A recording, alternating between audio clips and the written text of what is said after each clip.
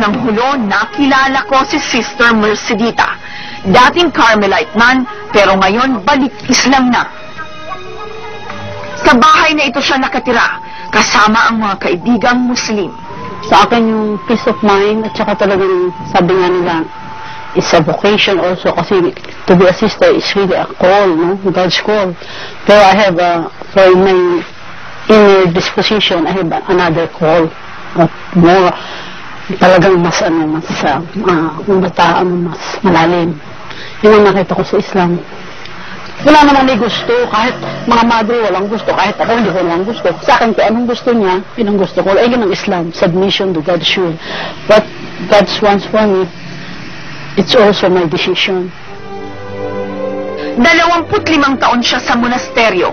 Na-assign siya sa misyon noong 1978. Pinadala pa raw siya sa Roma para mag-aral.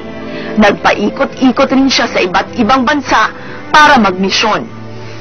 At noong 1985, sa hulo siya pinagmisyon. Nakasama pa niya sa hulo ang madring Espanyol na si Sister Julia na kinidnap ng Abu Sayyaf taong 1993. Nang pakawalan si Sister Julia, bumalik na raw ito ng Espanya. Pero kahit itong sinapit ng madreng na kasama niya sa misyon, hindi siya natakot bumalik ng Mindanao.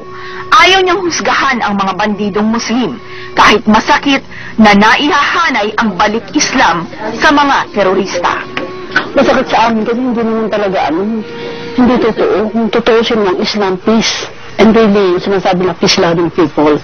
Nang magmisyon siya dito sa hulo, nainganyo siyang magbasa ng Quran. Dito daw niya natagpuan ang tunay na misyon niya sa buhay. Wala na po masasabi pinakamagandang nangyari sa buhay. Yung pinakamagandang, nagmuslim din ako.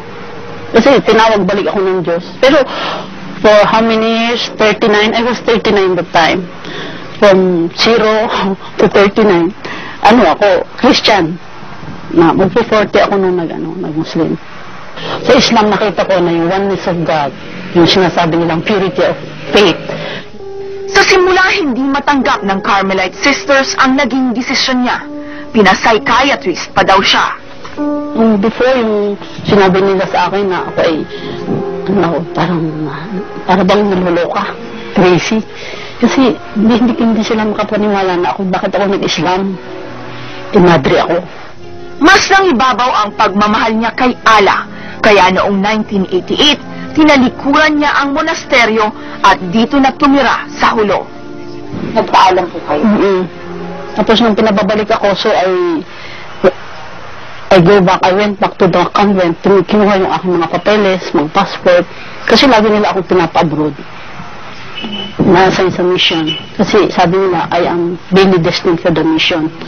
Ngayon, nagtuturo na si Sister sa high school ng Arabic language at values formation.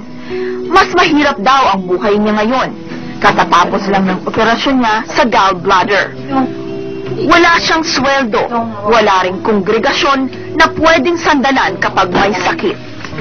Pero ito na raw ang bago niyang buhay, ang bagong pananampalataya. Ito rin ang kagustuhan ni Allah. Cannot really explain what is balik Islam, pero converted to Islam, kasi dito ko na din narinig yung balik Islam. Pero sa akin, yung pagpabalik loob mo sa Diyos, na doon mo nakita yung sinasabi ng kapayapaan, yung peace of mind, yung inner peace.